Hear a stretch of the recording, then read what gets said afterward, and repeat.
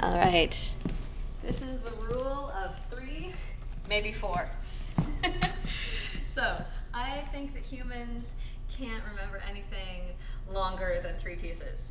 Maybe 4 pieces if they're really paying attention. This is why most of our numbers, like our phone numbers, are only 3 groups of 3s or groups of 4s. Like my number might be 1, 2, 3, 4, 5, 6, 7.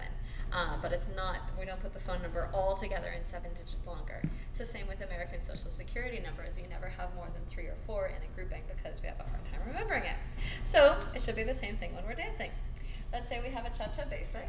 The cha-cha basic is 1, 2, 3, 4, 5, 6, 7, 8, 9, 10 steps long. That 10 is too many. So although I sometimes see teachers try to do all 10 steps in a row. Okay, students, that's the whole cha-cha basic. Ready? Let's do it again. And then they just do it over, and they try to do all 10 steps over and over. People can't remember 10 steps, so you have to chop it into little pieces that are shorter. I think it's great if these units are things that make sense, and you can explain the units first, and then put the units together. And people will learn faster than if you just try to start with all 10 pieces. So in this case, I would start with what I consider the easier unit, which is the side to other side. So I would teach people this unit, and I always give it a name. So I would say this is a chasse, side to other side, or I might give it the name of cha-cha-cha. Once they have the name, then they need to do that unit enough times that it gets bundled in their head as one thing. So for more experienced dancers, that's like 3 or 4 times of doing it with the name before it gets bundled.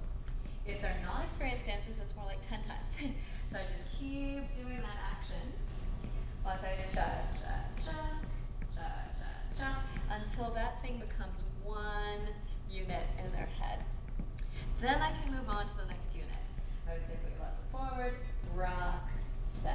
Yeah, so this is one unit, this rocking action between your 2 feet. That isn't 2 steps, it's 1 step, and it's called a rock step, a forward rock. Yeah. And once you've done that enough times that they've got it, then you can switch over and say, okay, your other last unit is your right foot going back for a back rock.